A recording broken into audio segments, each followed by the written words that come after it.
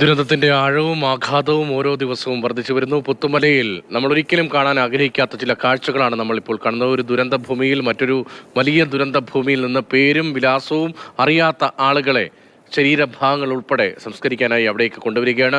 ഇന്നലെ ഈ സർവ്വമത പ്രാർത്ഥനയോടുകൂടി സംസ്കാര ചടങ്ങുകളിൽ നമ്മളെല്ലാവരും പങ്കാളികളായതാണ്. ഇന്നും 30ഓളം മൃതശരീരങ്ങളും ഒപ്പം തന്നെ ശരീരഭാഗങ്ങളും അവിടേക്ക് എത്തിക്കാൻ പോകുന്നു. സംസ്കാര ചടങ്ങുകൾക്ക് വേണ്ടിയുള്ള ക്രമീകരണങ്ങളും ഒരുക്കങ്ങളും എല്ലാം അവിടെ നടക്കുന്നു. സർവ്വമത പ്രാർത്ഥനയോടുകൂടി അല്പസമയത്തിനകം അവിടെ സംസ്കാര ചടങ്ങുകൾ തുടങ്ങാൻ പോവുകയാണ്. അവിടെ നിന്നുള്ള ദൃശ്യങ്ങളാണ് ഇപ്പോൾ തത്സമയം പ്രേക്ഷകർ മാതൃഭൂമി ന്യൂസിലൂടെ കാണുന്നത്.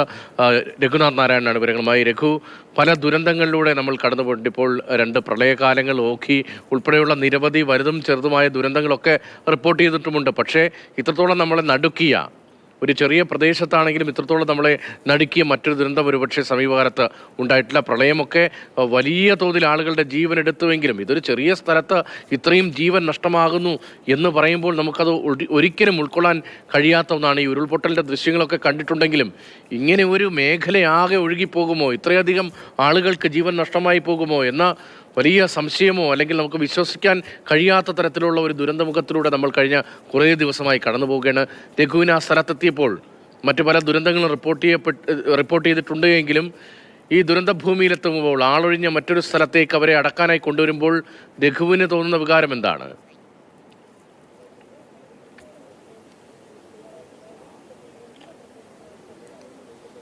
രതീഷ്, 2018 മഹാപ്രളയമായിരിക്കും നമ്മളൊക്കെ റിപ്പോർട്ട് ചെയ്ത ഏറ്റവും വലിയ ദുരന്തം. അന്ന് കുറച്ചധികം മനുഷ്യർ വീടൊക്കെ ഉപേക്ഷിച്ച് ദുരിതാശ്വാസ ക്യാമ്പുകളിലേക്കൊക്കെ പോയി കുറച്ചധികം ആളുകൾ മരിക്കുകയും ചെയ്തു. എന്ന് മാത്രമല്ല, ഈ പ്രളയം ഇറങ്ങി നമ്മൾ അവിടെ ചെല്ലുമ്പോൾ കന്നുകാലികളാണ് പ്രധാനമായും, വളർത്തുമൃഗങ്ങളാണ് ഈ വീടുകളിലുമൊക്കെ അല്ലെങ്കിൽ തൊഴുത്തുകളിലുമൊക്കെ ഇങ്ങനെ ചത്ത് മരവിച്ച് വീർത്ത് ജഡമൊക്കെ ആയിട്ട് കിടക്കുന്നത്. പക്ഷേ ഇത്രയധികം മനുഷ്യരെ മരിക്കുന്ന മറ്റൊരു ദുരന്തം നമുക്ക് റിപ്പോർട്ട് ചെയ്യേണ്ടി വന്നിട്ടില്ല. എന്ന് മാത്രമല്ല, വയനാട്ടിൽ നമ്മൾ എത്രയോ തവണ തൊഴിൽപരമായ ആവശ്യങ്ങൾക്കും വ്യക്തിപരമായ യാത്രകൾക്കും ഒക്കെ എത്തിയിട്ടുണ്ട്. പക്ഷേ ചുരം ഇങ്ങനെ കയറി വരുമ്പോൾ തന്നെ നമുക്ക് വയനാട്ടിലേക്ക് വരുമ്പോൾ വലിയൊരു മനോഹരമായ ഒരു സന്തോഷം, കാരണം ചുറ്റും പച്ചപ്പും അങ്ങനെയുള്ളൊരു സന്തോഷമായിരുന്നു നമുക്ക് വയനാടിൻ്റെ കാഴ്ചകൾ നമ്മളുടെ കണ്ണിനും മനസ്സിനും ഒക്കെ നൽകുന്നത്. പക്ഷേ ഇന്ന് ഈ ദുരന്തം റിപ്പോർട്ട് ചെയ്യാനായി ചുരം കയറി വന്നപ്പോൾ തന്നെ ചുരം കയറുമ്പോൾ തന്നെ ഒരു വല്ലാത്തൊരു ശോകമൂകമായ അന്തരീക്ഷമാണ്. ഒരു മൊത്തം ഒരു മരവിപ്പാണ്. കാരണം നമുക്ക് ദൃശ്യങ്ങളിൽ നിന്ന് കാണാം, ഇത്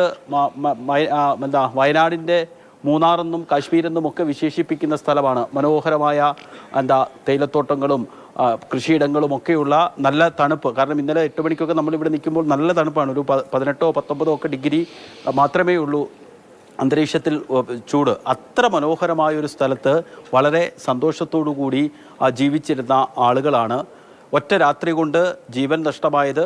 നമ്മളിപ്പോൾ സംസ്കരിക്കാൻ പോകുന്നത് ജീവൻ മാത്രമല്ല, പേരും നാടും എല്ലാം നഷ്ടപ്പെട്ടു പോയ കുറച്ചധികം മനുഷ്യരാണ് ഇന്നിവിടെ ഇനിയും അടക്കാൻ പോകുന്നത്. ഈ പുത്തുമലയെ സംബന്ധിച്ചിടത്തോളം നമ്മൾ പറയുന്നത് വലിയൊരു ദുരന്തം നടന്നൊരു സ്ഥലം കൂടിയാണ്. അങ്ങ് നമുക്ക് ആ ദൃശ്യങ്ങളിൽ കാണാം. പണ്ട് 5 വർഷം മുൻപ് ഉരുൾപൊട്ടി വന്നത് അങ്ങ് കാണുന്ന ആ മലയിൽ നിന്നാണ്. ഇപ്പോഴും ആ ചില സ്ഥലങ്ങളിലൊക്കെ ഇപ്പോഴും മരം കിളിച്ചിട്ടില്ല. അത്രമേൽ ശക്തിയായി ഉരുൾ പൊട്ടി ഒലിച്ച് ഒഴുകി വന്ന സ്ഥലത്താണ് ഇപ്പോൾ ഈ സംസ്കാരത്തിനുള്ള ശ്മശാനം ഒരുക്കിയിരിക്കുന്നത്. അന്ന് 18 19 പേരാണ് മരിച്ചത്. അന്ന് കൂടുതൽ മരണം ഉണ്ടാകാതിരുന്നത് മുന്നറിയിപ്പ് കൊണ്ട് ആളുകളെ ധാരാളം ഒഴിപ്പിച്ചു. കാരണം ഈ ഭാഗത്തൊക്കെ വീടുകൾ, ഇപ്പോൾ ഈ വിജനമായി കാട് പിടിച്ച് നടക്കുന്ന സ്ഥലത്തൊക്കെ വീടുകളുണ്ടായിരുന്നു, പള്ളിയുണ്ടായിരുന്നു, ലയങ്ങളുണ്ടായിരുന്നു. അതെല്ലാം വെള്ളം എടുത്തുകൊണ്ടുപോയി. ഇപ്പോൾ ഇവിടെ ഒന്നും നടക്കുന്നില്ല. ഹാരിസൺ മലയാളം പ്ലാന്റേഷൻസിൻ്റെ ഒക്കെ സ്ഥലമുണ്ട്, സ്വകാര്യ വ്യക്തികളുടെ ഭൂമിയുണ്ട്. അവശേഷിക്കുന്ന അങ്ങ് ദൂരെയൊക്കെ ഒരു ചെറിയ വീടിൻ്റെയൊക്കെ പൊട്ടുപോലെ കാണാം. അവശേഷിക്കുന്ന ആ സ്ഥലങ്ങളിലൊന്നും ആളുകൾ താമസിക്കുന്നില്ല.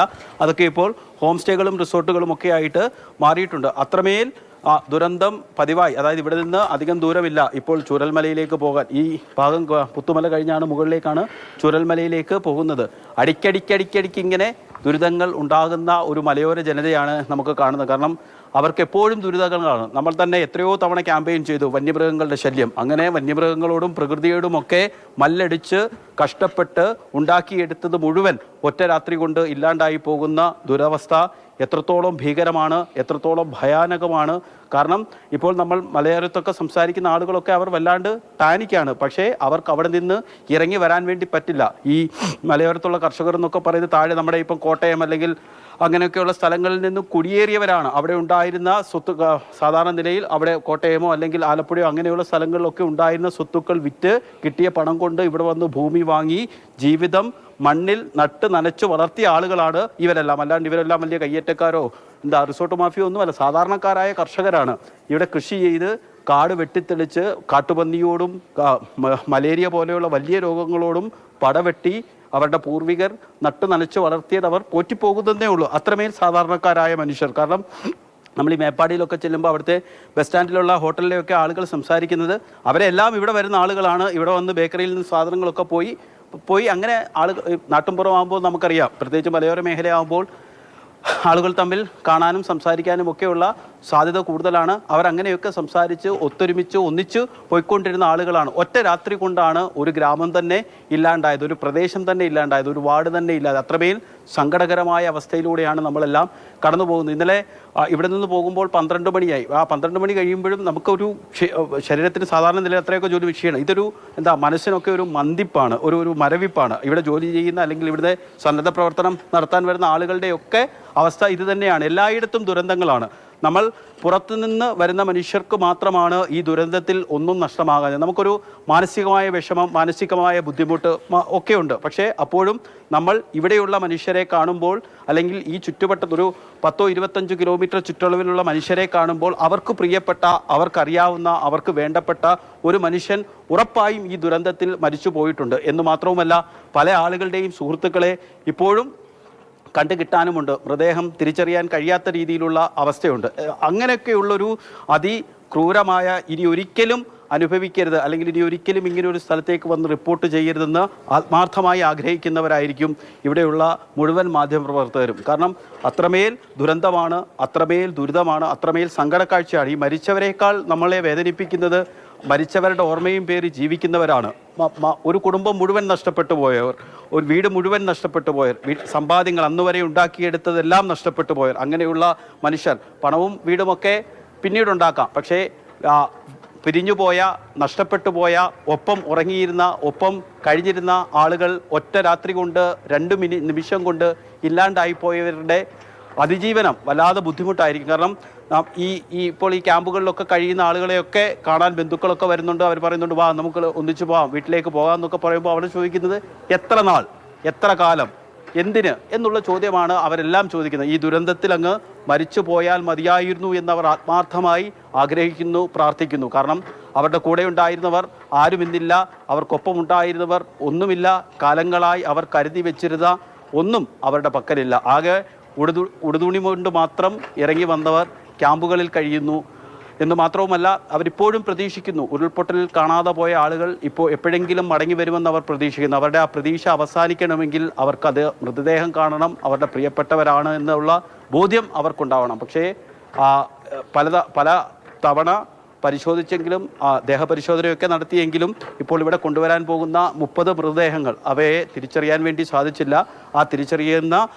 തിരിച്ചറിയാൻ ഇനി DNA പരിശോധന മാത്രമേ ഉള്ളൂ ഫലം. അതുകൊണ്ടാണ് കഴിഞ്ഞ ദിവസം സംസ്കരിച്ച ആളുകളുടെയൊക്കെ അവിടെ ഇങ്ങനെ ഒരു നമ്പർ എഴുതി വെച്ചിരിക്കുന്നത്. DNA പരിശോധനാ ഫലം വരുമ്പോൾ ഇന്നയാളുടെ മൃതദേഹമാണെന്ന് തിരിച്ചറിയാൻ വേണ്ടി സാധിക്കും. അതിന് കുറച്ചധികം സമയമെടുക്കും.